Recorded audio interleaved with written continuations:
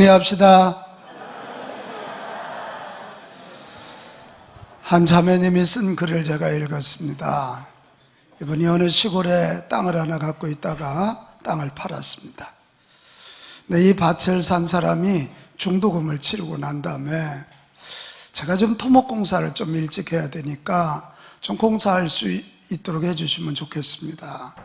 그래 이 땅 주인이 중도금까지 치러졌으니까 그렇게 하시라고.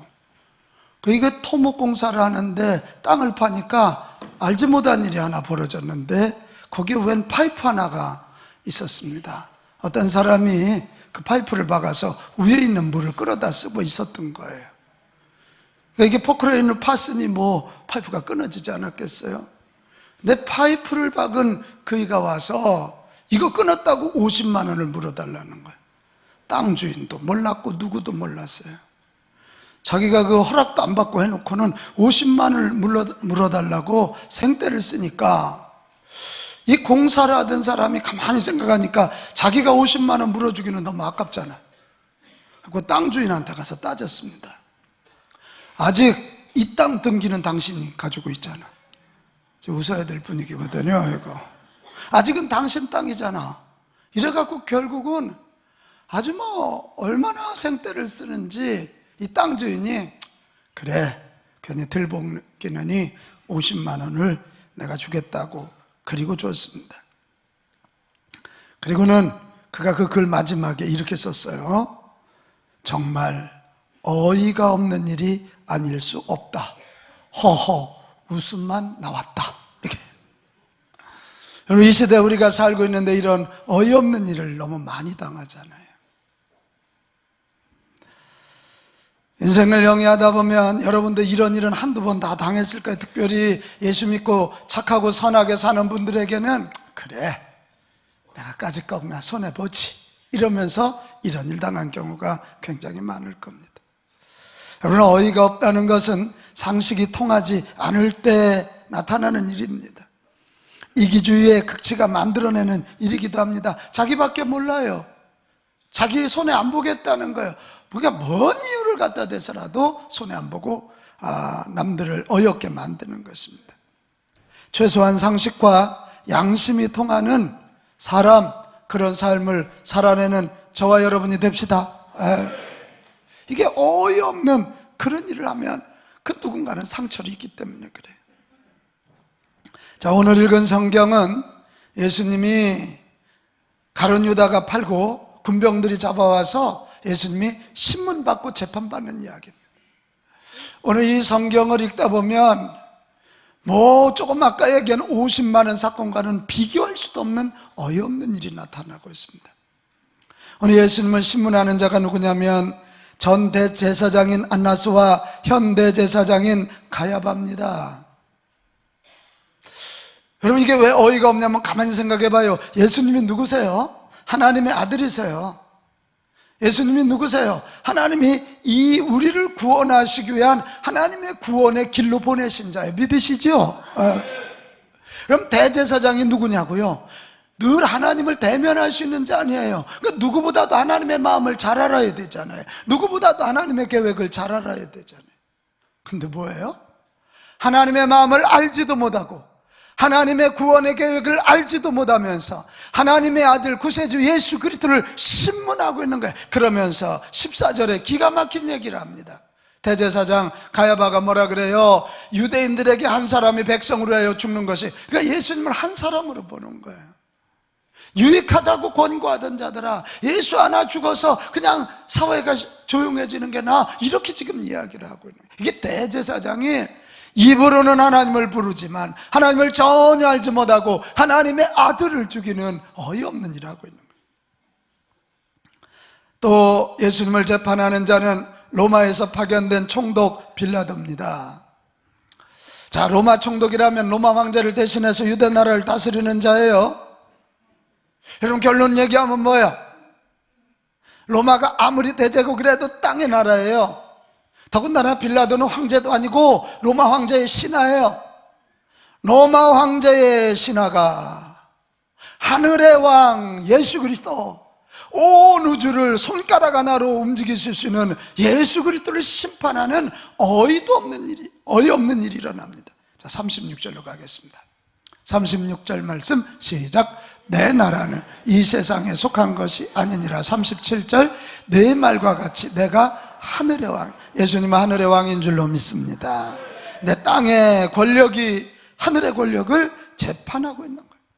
더군다나 빌라도는 나중에요 예수님이 잘못이 없는 걸 알아요. 그리고 하나님이 빌라도 아내에게 꿈 중에 보여주셨어요. 이 사람은 손대지 마라. 그래 유대 백성들에게 이 사람은 죄가 없으니 놓아주자 그렇게 얘기했더니 그 유대 군종들이 아니라고 이 사람을 죽이라고. 자기 정치 입지가 좁아질 것 같으니까 결국은 죄 없는 예수님을 십자가에 죽게끔 만든 자예요. 그래서 오늘도 여러분이 아까 고백했죠. 사도신경에 뭐라 그래요? 사도신경에 본디오 빌라도에게 고난을 받으사 십자가에 못 박혀 죽으시고 천추에 한이 되는 저주스러운 이름이 되어버리고 말았어요. 만약 이때 빌라도가 이분이 하나님의 아들이구나 그래서 당신이 보호했다면 빌라도 가정은 축복의 가정이 되었을 것입니다. 또 한 부류의 어이없는 인생이 등장합니다. 성전 경비를 맡은 자들과 빌라도 밑에 있는 군병들과 그리고 군중들입니다. 지금 대제사장 앞에서 묻는 말에 대답하니까 어디 대제사장 앞에 대답하냐고 성전 경비를 맡은 자가 예수님을 때립니다. 어이없잖아요. 또 로마 군병이 예수님을 조롱하고 희롱합니다. 어제까지 그렇게 예수님의 기적을 통해서 오병이어를 먹고 그 예수님에게 병고침을 받았던 군중들이 예수님을 모욕하고 예수님을 죽이라고 이야기하는 것입니다. 구원받아야 할 자들이 구원하실 자를 지금 모욕하는 거예요. 이게 어이없는 일입니다. 그래서 세계 인류 역사의 최고의 어이없는 것이 오늘 성경에 드러나는 거예요. 오늘 이들의 모습을 보면서 무슨 생각이 드십니까? 여기 있는 저도, 여기 앉아 계신 여러분도 우리도 모르는 사이에 자칫 어이없는 일을 얼마든지 행할 수 있다 이것입니다. 어이없는 인생으로 나 하나 바보 되는 것으로 끝나면 그래도 괜찮을 수 있지만 내가 어이없는 인생 살아서 한 인생 짓밟고 한 공동체를 깨고 교회를 깨고 하나님의 구속의 역사를 가로막는다면 얼마나 저주스러운 인생이 되는 거예요. 하나님이 얼마나 무서운 심판을 받겠냐고요. 우리 한번 크게 따라합시다. 어이없는 인생은 되지 말자. 안 따라하는 사람은 어이없는 인생 될 수 있어요. 어이없는 인생은 되지 말자. 할렐루야, 할렐루야. 자, 그렇다면 어이없는 인생이 되지 않으려면 어떻게 해야 될까요? 오늘 이 세 부류의 사람들이 왜 어이없는 짓을 하고 살아서 왜 저주스러운 인생이 되었는지 그 원인을 찾아 알면 되잖아요. 여러분, 결론부터 얘기하면 이 세 부류의 사람들은 자기들이 하나님 자리에 앉았다. 자기 신격화, 자기들도 모르는 사이에 자기들이 하나님인 줄 아는 거예요. 이걸 우리는 뭐라 그러냐? 교만이라 그럽니다.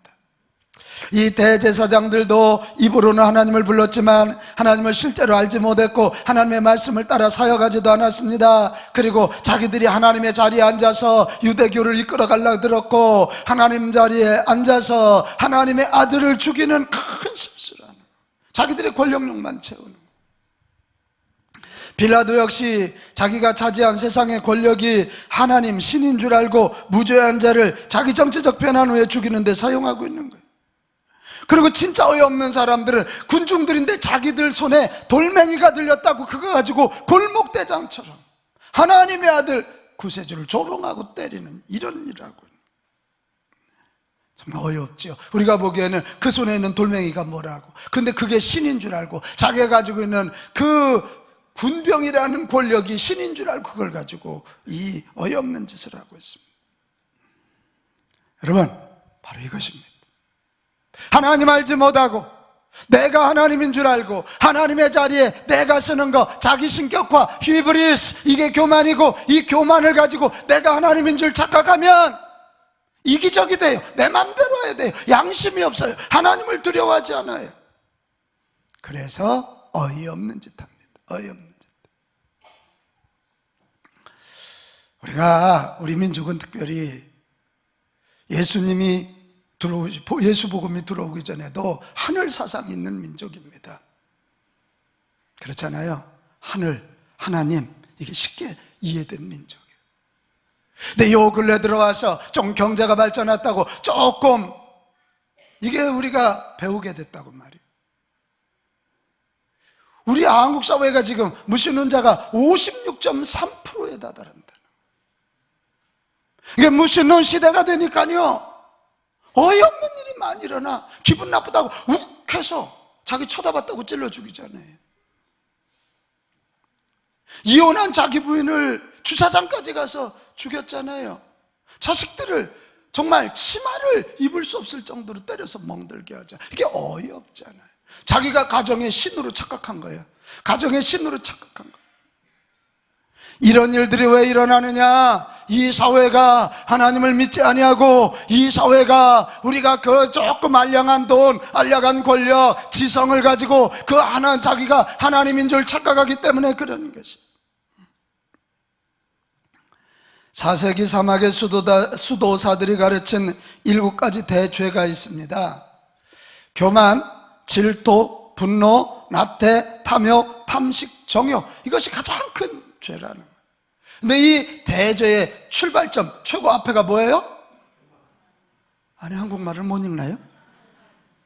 뭐라고요? 교만이에요. 교만. 토마스 아퀴나스도 교만은 모든 죄악의 어머니라고 생각한 거예요. 여러분, 하나님이 살아계셔서 지금 나를 바라보고 있다면 우리는 그 하나님을 두려워하는 거예요. 그때 우리 양심이 작동이 되는 거예요. 한번 고백합시다. 하나님이 지금도 살아계셔서 나를 보고 계시다. 아멘. 여기 예배드리는 한 분 한 분 바라보고 계심을 믿으십니까? 그러니까 어떻게 함부로 살 수가 있어요? 하나님이 살아계셔서 나의 마지막의 심판자라고 생각하면 어떻게 이기적이 될 수 있어요? 그분 뜻에 순종하려고 드는 거죠. 교만 얘기하니까 꼭 성공한 사람들만이라고 생각하지 마십시오. 오늘 이름도 없는 성전 경비들도, 군병들도, 유대 군중들도 교만했다니까요. 한 가정에서도 우리는 얼마든지 교만할 수 있어요. 남자가 힘이 있다고 그 힘을 가지고 아내를 때리고 자녀들을 때릴 수 있어요. 아내가 재정권을 가졌다고 그걸로 남편을 함부로 무시할 수도 있고요. 이게 다 교만이에요. 교회 안에서도 남들보다 내가 신앙생활 좀 더 했다고, 조금 더 중직이라고, 남들보다 성경 조금 더 안다고 그거 가지고 남 무시할 수 있어요. 다 교만이에요. 다 교만. 여러분, 성경은 교만에 대해서 얼마나 무섭게 경고하는지 몰라요. 잠언서 16장 18절입니다 잠언서 16장 18절 시작. 교만은 패망의 선봉이요 거만한 마음은 넘어짐의 앞잡이니.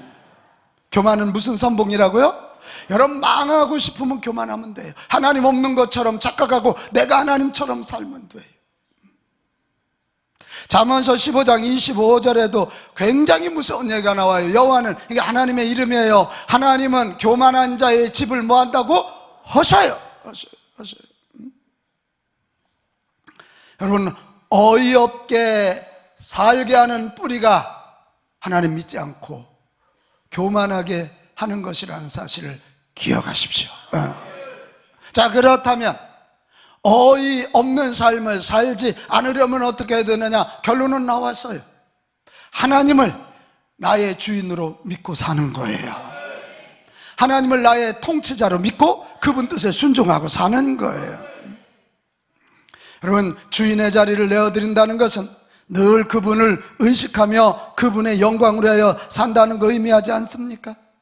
내 감정이 아니라, 내 경험이 아니라 하나님의 뜻에 순종하며 사는 것입니다. 그래서 진짜로 살아계신 하나님을 만나고 내가 그 하나님의 자녀라는 걸 알고 그분 뜻에 순종하는 자 마음속에는 교만이 틈탈 수 없다, 이거예요. 할렐루야. 할렐루야. 그런데 그걸 잊어버리고 내가 하나님 자리에 들어가는 순간 우리는 누구나 다 에브리원이에요. 모든 사람, 그렇게 되는 모든 사람은 교만에 빠지게 되는 것입니다. 25일 날 우리가 새 성전 입당 감사 예배를 드린다고 좀 이렇게 저렇게 초대장을 보내드렸더니 요즘 저한테 전화가 많이 와요. 그러면서 교회 짓느라고 얼마나 수고했냐고, 서 목사님 대단하다고. 여러분만 아니지 그분들은 그렇게 얘기하더라고. 그러면 제가 그 얘기 끝나고 무섭게 아닙니다. 제가 교만해지면 안 되잖아요. 하나님이 하셨습니다. 우리 교인들이 피눈물로 전했습니다. 저는 한 것도 없습니다. 아프기밖에 한 게 없습니다. 사실이잖아요. 사실이죠. 정말 우리 하나님이 살아계신 하나님, 창조주 하나님, 능력으로 만물을 붙잡고 계신 하나님, 나를 심판하실 그 하나님에게, 아멘, 크게 해요, 내 삶의 주인자리 되어 드립시다. 그분이 나의 통치자, 나의 왕이심을 인정하고 삽시다. 그분을 의식하고 살아갑시다. 밥을 먹을 때도 그분을 의식하고 감사하며 먹고, 무슨 일을 할 때도 하나님의 뜻에 맞게끔 그렇게 하시자 말이야. 그럴 때 교만이 틈타죠. 하나님을 나의 주인으로, 나의 통치자로 믿고 사는 사람들에게는 교만과 반대되는 두 가지 삶의 열매가 맺혀요. 하나가 뭐냐? 겸손입니다. 같이 합시다. 겸손. 겸손. 겸손은 뭐예요? 낮추는 거예요. 하나님이 주인이니까 주인이신 그분 앞에 종된 나가 낮추는 거예요. 사람 앞에 겸손하다, 그분에게 배울 것이 있다고 믿고 낮추는 거예요. 낮추는 거예요. 교만한 사람은 하나님 앞에 불평합니다. 하나님이 계시다면 이게 뭡니까?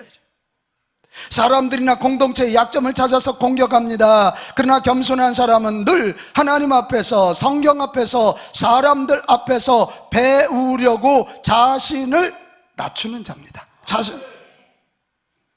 자, 우리 빌립보서 2장 3절로 가겠어요.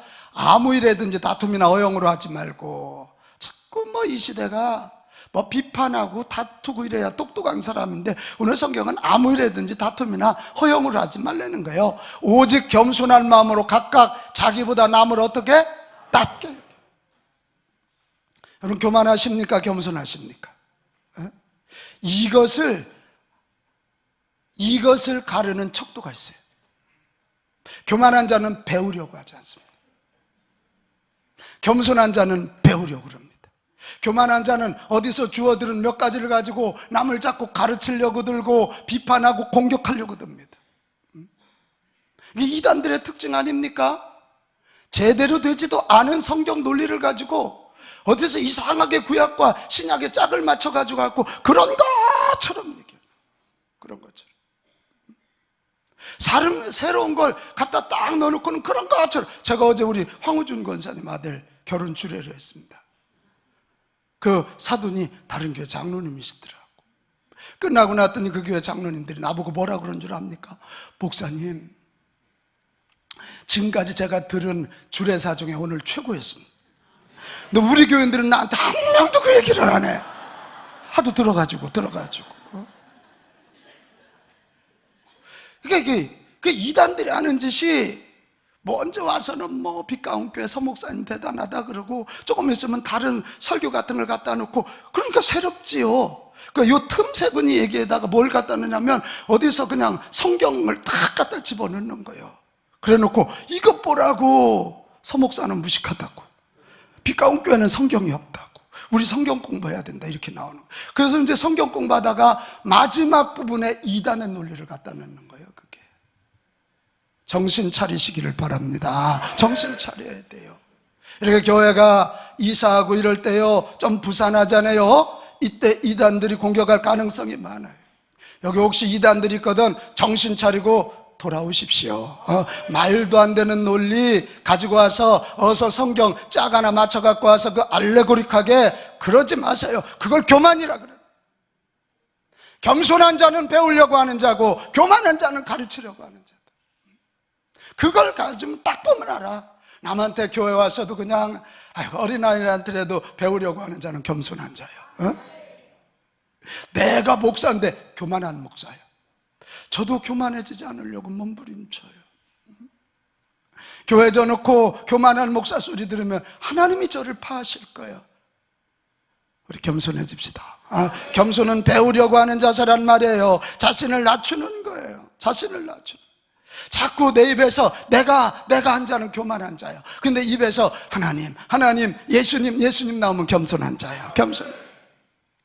성도의 최고의 덕목은 첫째도 겸손, 둘째도 겸손, 셋째도 겸손인 거예요. 사람들도 겸손한 자를 옆에 두고 싶어 하지 교만한 자를 옆에 두고 싶어 하지 않아요. 하나님도 동일해요. 겸손한 자에게 복을 주시는 줄 믿습니다. 베드로전서 5장 5절 자 같이 읽습니다. 시작. 젊은 자들아 이와 같이 장로들에게 순종하고. 잠깐만, 누구에게 순종하라고? 오늘 이 시대 너무 안 맞는 말 아니야? 그 당시 장로라면 교회 리더십이에요. 이 성경 띄워놔요. 내가 엊그제 어디 이렇게 보니까 SNS에 아버지가 아들에게 주는 충고. 요새는 아들이 아버지에게 충고를 주더라고요. 내가 거꾸로 얘기했나요? 아들이 아버지에게 주는 충고. 지나가다 애들이 담배 핀다고 잔소리하지 마십시오. 담배불로 지짐을 당할까 아들이 심히 걱정스럽습니다. 뭐 이런 얘기. 애들이 치마 짧다고 잔소리하지 마십시오. 성희롱으로 당합니다. 아들이 아버지가 심히 걱정이 됩니다. 뭐. 이 시대 소위 권위, 질서 이런 걸 아주 뭉개고 있어요. 교회에서도 그래요. 근데 젊은 자들아 이와 같이 장로들에게 순종하고, 이 말은 뭐예요? 교회 리더십들에게 자꾸 배우려고 해야지 공격하라고 들지 말라는 거예요. 그러면서 다 서로 겸손으로 허리를 어떻게? 동일하는 거예요. 허리를 겸손의 띠로 동일하. 하나님은 하나님은 교만한 자를 대적하시되 겸손한 자들에게 은혜를 주시느니라. 중요한 거라 여기 안 띄워주네요. 하나님은 겸손한 자를 대적하시지만, 아니지, 교만한 자를 대적하시지만 겸손한 자에게 은혜를 주신다. 아멘, 아멘. 그런 것입니다. 나는 우리 빛가운 교회 여러분, 저도요 배우려고 노력하고, 그래 저도 이번 수요일부터 성경 공부를 시작하니까 저도 공부했잖아요. 그냥 제가 가르치나요? 저도 배우고 여러분도 배우고, 우리 빛가운 교회에 있는 모든 이들은 교회 안에서도 배우고, 섭섭해서 하면 안 해요. 가정 안에서도 배우고 직장 안에서도 배우는 겸손한 자들 꼭 되시기 바랍니다. 두 번째, 이 하나님을 주인으로 통치자로 섬기고 사는 사람들에게 나타나는 또 하나의 특징이 감사입니다. 뭐라고요? 감사. 어거스틴이 겸손과 감사가 쌍둥이라 그랬거든. 하나님을 내 인생의 통치자로, 하나님을 내 인생의 주인으로 믿고 사는 자들에게는 뭐가 보이냐면 은혜가 보여. 뭐가 보여? 은혜.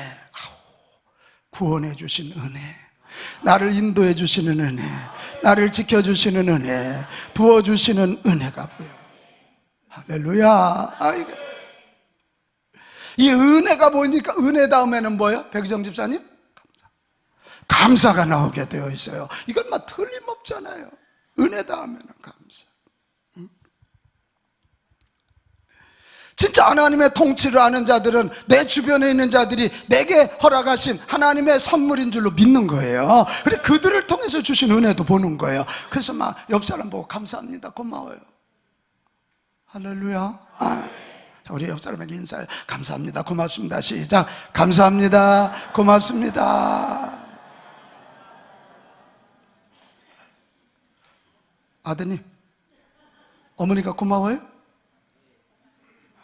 아들이 고마워요? 그러니까 이 양반은 한 단 되게 더 넘어가네요. 고마워요 그랬더니 감사하죠 탁 나오네. 맞아요.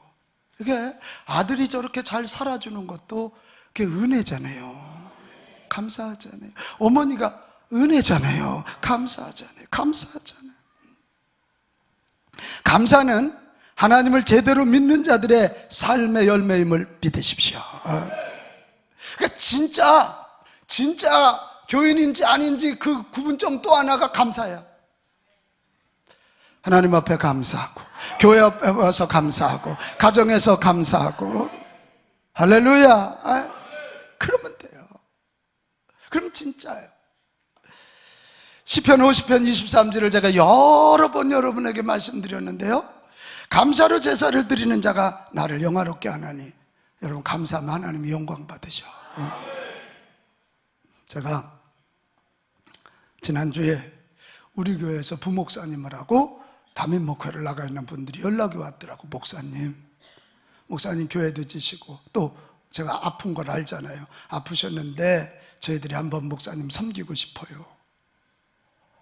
그 말 들으니까 막 엔돌핀이 나오더라고. 다른 교회 출신 부목사들은 나가서 담임 목사 욕한다는데, 그래서 내가 그래, 자 갔어요. 가서 그냥 서로 만나니까 너무 좋잖아. 이야기, 역사가 같이 함께한 역사가 있잖아. 막 그래, 뭐 목회의 아버지이신 막 내가 너무 기분이 좋아. 돈 내가 다 냈어. 돈 다 냈어. 돈 내가 다 냈어.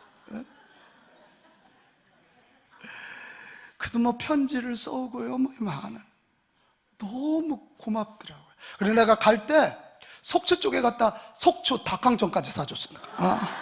가정별로 하나씩.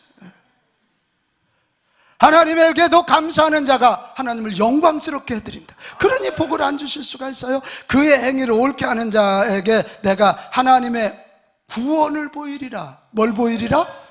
구원은 건져주는 거야. 여러분, 인생에 어려움에 빠질 때가 있지.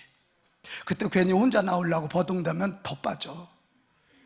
고난을 당하고 어려울 때요, 그 가운데에도 나타나는 감사의 조건을 찾고 그 감사의 조건을 잣대 삼으면 그 어려움 중에서 건져집니다. 그저 우리 집사님 한 분이 전화했어요. 목사님이 여차저차 했어요. 그래서 저희가 아이를 하나 가졌습니다. 임신한 거예요.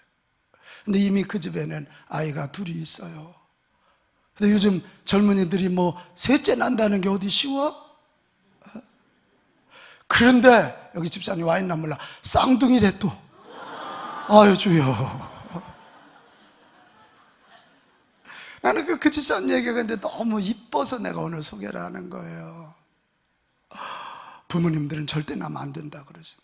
딸 걱정이고 며느리 걱정이고 아들 걱정. 근데 그 뒤에 뭐라고 붙이냐면, 그런데 목사님, 요새 불임 부부가 많잖아요. 애 가질래도 그렇게 못 가는 애들이 많잖아요. 나한테 사실은 날 건가 안 날 건가 물으려고 전화를 한 거야. 그래서 내가 뭐라 그랬을까? 그게 감사하면 나 그랬어요. 그게 감사하면. 사실 쉬운 결단 아니죠 요즘. 그러니까 우측으로 가야 될지 좌측으로 가야 될지 모를 때는 감사의 조건을 찾아서 거기에 맞게 하면 잘못되지 않습니다. 바른 길로 가. 하나님이 구원해 주신다는 거, 건져 주신다는 거예요. 하나님의 자녀로 살기 원하십니까? 어떠한 상황에서도 감사로 인생의 해답을 찾으시기 바랍니다. 슈바이처가 그 얘기했어요. 인생에서 가장 멋진 일은 모든 일에 감사하는 것이다. 이를 터득한 사람은 삶의 의미를 아는 사람이다. 이런 사람은 삶의 신비를 모두 꿰뚫고 있다. 삶의 신비란 모든 것에 감사하는 것이다. 성경 생각나죠? 데살로니가전서 5장 18절, 범사에 감사하라. 이는 그리스도 예수 안에서 너희를 향한 누구의 뜻? 하나님의 뜻이니라. 할렐루야. 하나님의 뜻이라는 거예요. 우리가 다음 주 추수감사주일이에요. 성경은 부활절도 한 번, 크리스마스도 한 번이지만 감사절은 두 번이에요. 맥주감사를 통해서 상반기 결산하고 추수감사를 통해서 하반기 결산하는. 뭔 얘기예요? 왜 이렇게 두 번이나 지키라 하셨을까? 여러분, 우리 인생을 감사로 시작하고 감사로 마무리해야 하나님이 영광 받아서 복을 주시고 하나님이 위험한 중에 건져 주시기 때문에 그래요. 더군다나 다음 주 우리 교회 추수감사절은 새 성전을 주신 하나님께 감사하는 추수감사절. 아멘. 여러분, 평생에 교회 한 번 짓기가 쉽지 않아요. 근데 이 성전 짓고 드리는 첫 추수감사, 감격의 시간이 될 줄 믿습니다. 또 우리 교회 장로님들을 세우고, 그래서 이번에 우리 60가정 어려운 가정들을 돕고 12명의 청소년들에게 꿈을 주고, 할렐루야, 할렐루야. 이 추수감사, 우리 모두 나와 예배드리고 예물드리고 또 서로 감사의 능력을 회복합시다. 제가 지난주에 책을 하나 읽었어요. 평생감사라는 책이었어요. 이분이 그 책 써서 세계적으로 뜬 분이 됐는데, 평생감사가 뭔가 했더니 하루에 감사란 말을 100번을 하는 거예요. 몇 번? 100번이요. 그래 봤더니 뭘 그렇게 감사했나 그랬더니, 안승순 권사님과 함께 예배하게 돼서 감사, 뭐 맛있는 밥 소화돼서 감사, 화장실 가서 시원해서 감사, 뭐 그런 거더라고. 다 그런 거, 별거 아니더라. 그런데 그렇게 자기가 하루에 100번씩 감사했더니, 자, 저 좀 봐요. 일단 자기가 행복해지더래. 가정이 편안해지더래. 아버지가 그렇게 하루에 그냥 밥 줘도, 우리 정영란 권사님도 나오셨네. 수술받고 건강해서 나와서 감사. 더군다나 앞자리에 앉아서 감사. 저분이 맨날 뒷자리에 앉더니 오늘 앞자리에 앉았네. 이게 다 감사. 그러니까 가족들이 너무 행복해지고 직장이 너무 행복해지더래요. 자, 외칩시다. 감사합니다. 감사합니다. 고맙습니다. 아멘. 그럴 거예요, 이게. 그랬더니 자기가 그걸 가지고 평생감사라는 책을 썼더니, 그 책 때문에 전국 교회 다니면서 집회하고 세계 다니며 집회한, 하나님 높여주셨다. 우리 이번 한 주 동안 정말 성경 하루에 5장 읽고 30분 기도하고 하루에 사랑 실천 한 가지 하면서, 특별히 거기에다 하루에 감사라는 말 몇 번? 목소리가 김광희 장로님 이렇게 작으시대요. 하루에 몇 번? 100번. 할렐루야, 할렐루야. 그렇게 한번 해봅시다. 그래, 감사 능력 회복하고 정말 새 성전 입당 예배 드리면서 쉐키나의 하나님의 영광이 임할 때 추수감사 올려드리면 하나님이 영광 받으실 것이며 우리 모두를 구원하시고 건져주시고 세워주실 것이다. 그것이.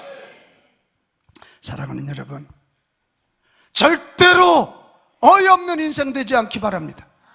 그러기 원하시면 하나님을 나의 주인으로, 하나님을 나의 통치자로 모시고, 그래서 내 삶의 겸손, 내 삶의 감사라는 이 특질이 나타나므로 교만이 요만큼도 틈타지 못하게 하시기를 부탁합니다.